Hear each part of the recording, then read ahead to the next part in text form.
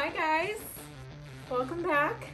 I have a job interview today, so I figured I would get ready for it. Then yeah, I'll just let you know like how the job interview goes and if I get the job and all that stuff.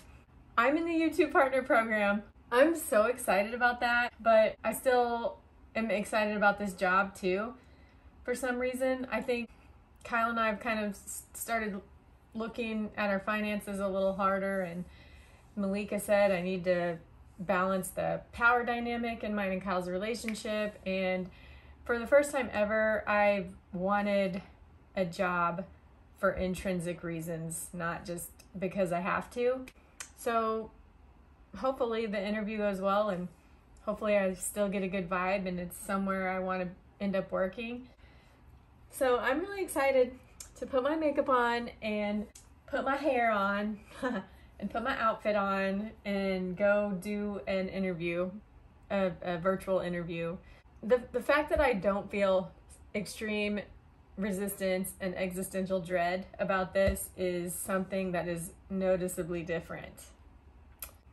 By the way, I did turn on like all forms of ads for YouTube. I have YouTube Premium because I am just as much of a YouTube consumer as I am a YouTube creator. And I've had YouTube Premium for like 2 years because I need it. I really need it. So you might look into that if that's, something you want to do.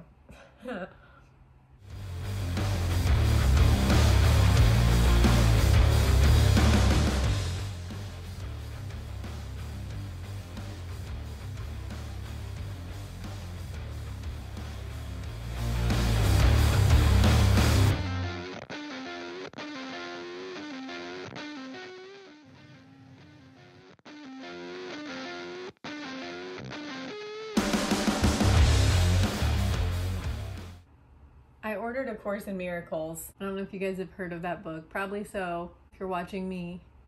I haven't been able to get into it before because I normally only like audiobooks, but I watched a video on Jeff Mara of a girl that had a near-death experience, and she just happened to mention that she had borderline personality disorder. She said she didn't have a lot of the relationship drama that most borderliners have because she was also avoidant. And that was just really interesting, that because I have avoidant personality disorder and borderline personality disorder. I'm a quiet borderliner, by the way, and the difference is that, I don't know, it's a lot to get into right now. I'm also 40, so most of the stuff I have grown out of. I was thinking about that even before I found out I had borderline. I was like, dang, remember how extreme my feelings used to be? And it made me so impulsive. I felt like I couldn't control my behavior because I was driven by such extreme emotions. And now I still struggle with emotional regulation, but I don't feel compulsive to do things like have an affair with the neighbor or, tell all my coworkers I have a crush on my boss.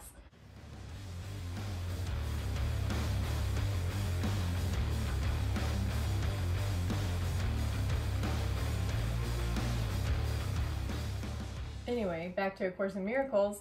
This gal on Jeff Mara said that she read A Course in Miracles and that is what cured her borderline personality disorder.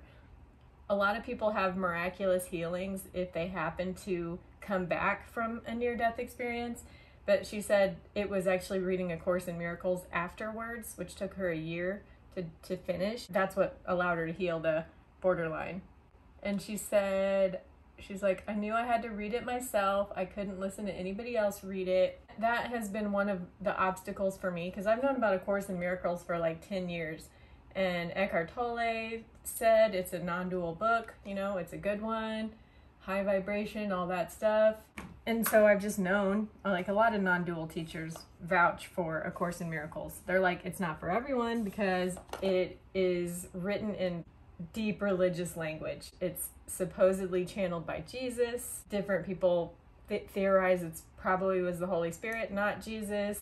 But whether it was or not, it's very religious. And for a long time, I have like a soft spot in my heart for religion, because some of the best moments of my childhood were, I'm gonna sound like straight up backwoods Arkansas right now, but when I let Jesus into my heart, I just felt really good whenever I read the Bible, and I just wanted God and Jesus to know that, you know, whatever they stood for, I was all in. I wanted to be loved. I wanted to love others. And so I definitely have, you know, religion is kind of part of my makeup, but at the same time, religion has been corrupted so much that, like many people, I've suffered religious abuse. So I had a huge aversion to it. And it, weirdly, when I first started my channel, I attracted a lot of people that, especially because I was talking about energy healing and stuff. And oh man, I don't know what it is. There are a lot of former, like, I guess you could say reformed New Age people. They were religious about New Age when they were New Age. If you're religious about anything, it's a turnoff. I just mean it's like, I don't know, cringy, gross, dysfunctional. So people that were religious about New Age and kind of gave the New Age movement a bad name are now saying they've found Jesus, and they're giving testimonies about how Jesus saved them from their evil New Age ways. So now they're giving religion a bad name. And it's just, if you're prone to a religious mindset, you're gonna be religious about anything. And what I mean about being religious is, like, when they were New Age, it was like whatever they believed was the only way, and they were better than everybody, and everyone else was wrong. And then when they're religious, they're like, now their religion is the only way, and they're still better than everybody, and everyone else is wrong. Not realizing how hypocritical it is that they were literally preaching on their soapbox about New Age for 20 years. And now they're doing it with religion and just acting like everybody should skip the 20 years that it took them to get there. And they're not even right. They're still not right. So yeah, people do tend to have an aversion to me when I talk about New Age. They have an aversion to me when I talk about God. But they're assuming that I mean what they think about those terms. Yeah, I mean, I've always been into astrology, not like the hippie Americanized version of it, but how would I know, really? That's where, I mean, I live in America, so maybe I'm wrong. I like to have one foot on the ground. I'm an INFJ, I use logic. I'm a very abstract thinker, but I also heavily rely on logic. I care about connecting and uniting people. I don't like for things to be divisive. And yeah, so when I use religious language and stuff, I know how it sounds. Some of y'all know where I'm coming from, but some of y'all don't. And if this is the first video you're seeing of me, well, I hope it explains it. Anyway, that lady said that she couldn't hear somebody else read that book. It was turned into an audiobook. I've never liked the narrator. Like, one, Jesus is authoritative enough, and Jesus is compassionate. Like, you feel like he's a leader and he's going to take care of you and he loves you. But the narrator just doubles down on the authoritative part without the compassion part. And I have authority issues. And so this narrator kind of makes the whole book sound like it's coming from a holier than thou place. And that's very typical religion, you know? So I haven't been able to get into it. And this lady said that she had to read it herself. So I ordered the freaking paperback, and now I'm gonna try to read it myself. That was a very long way to describe A Course in Miracles.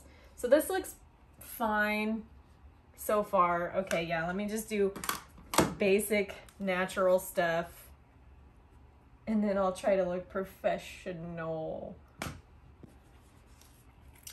So how are you guys doing?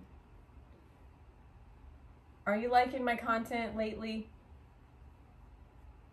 Some of this stuff I kind of owe it to my inner child to do, like I freaking love when girls do makeup videos because like there's something about my inner child that feels like she missed out on kind of the fun stuff of living because I had 2 kids as a teenager. And so there's a part of me that has this desire to kind of incorporate this fashion and beauty as part of my channel. I mean, I might eventually get it out of my system, but for now, like, I love it so much. So that's kind of why I'm doing it. Like, I'm going to be talking about things that INFJs tend to be interested in, you know, which is interpersonal stuff. Okay, that contour looks nice. I forgot to do my nose.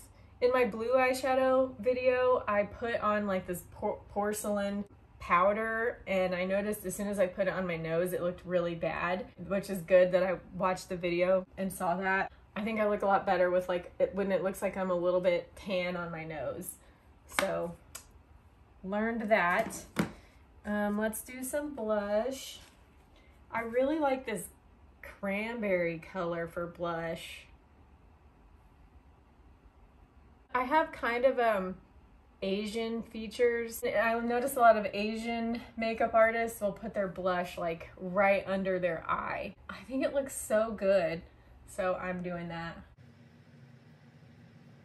Like, it looks brighter than it will whenever I'm done. If it's too bright, then you put your setting powder on top of it, and then like it looks more natural.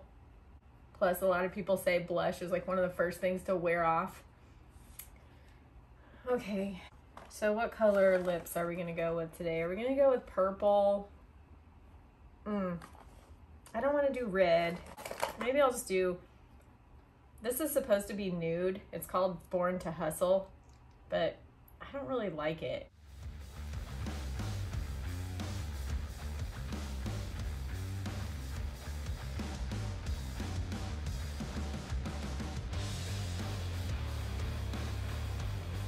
It's not that bad. Yeah, it's pretty good. Okay, and then eyeshadow, probably something kind of natural looking. What do I want to do?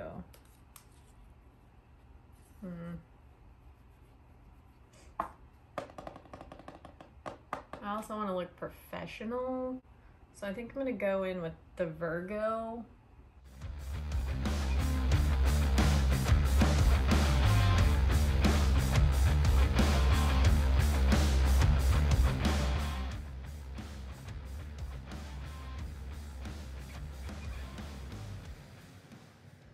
That's pretty good. And then I might just do gold on top of that. I know that's kind of bright. Let me do some mustard so it has dimension. This is the Taurus.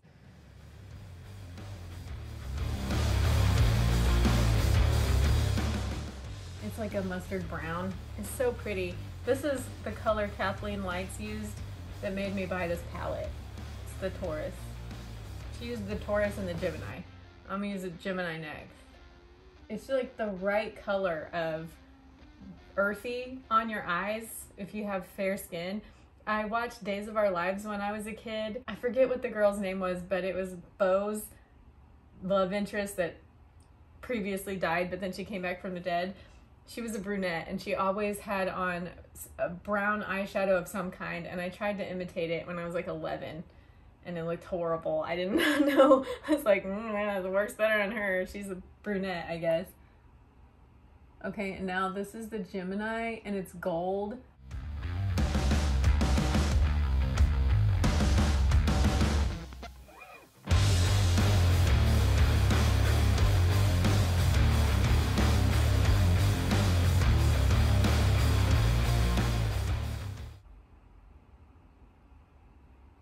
Okay, there's that, and then I want like a pale color to brighten it up.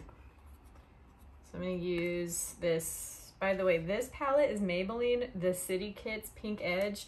I have probably had this thing for like 10 years, so I don't know if they still make it, and they don't name their colors. So but it's like a pale, it's like the lightest color I have. I wish I had white. But let's do that on the insides. Just make me look more awake. Tricked ya.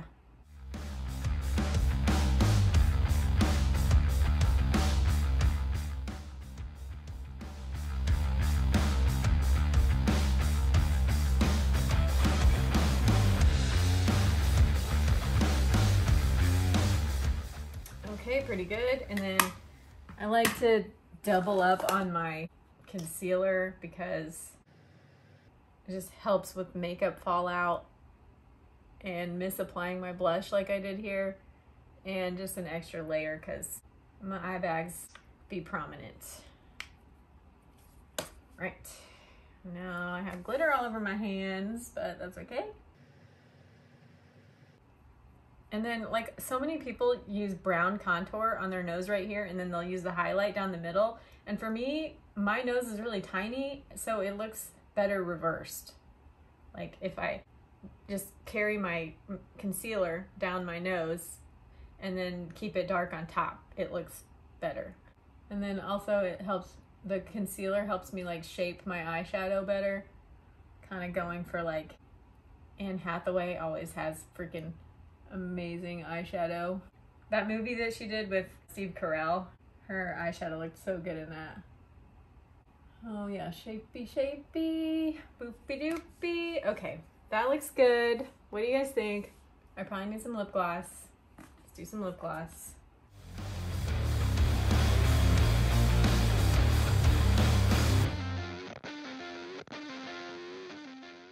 Okay, that looks good. And now I'm gonna curl my hair. I don't think I want to curl my hair. I don't think it's gonna look good. So I'm just gonna use some of Jennifer Aniston's glossing detangler. It has chia seeds. That's what makes your hair look so glossy without weighing it down. You're supposed to put it in when your hair's wet. So I skipped that step, but my hair is so staticky. All right, that's good enough for that. Don't want to put it anywhere near the roots because I don't want to make my roots look greasy. But that should be enough for the static. I think I'm just gonna do some hairspray.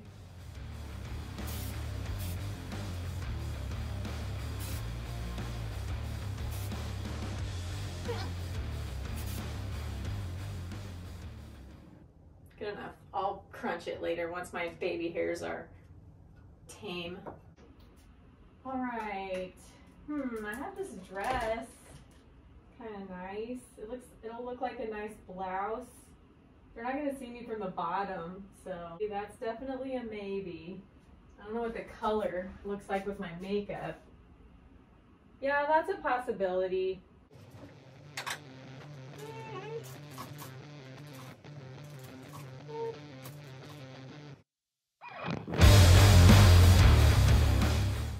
Most of my clothes are folded. I have a lot more.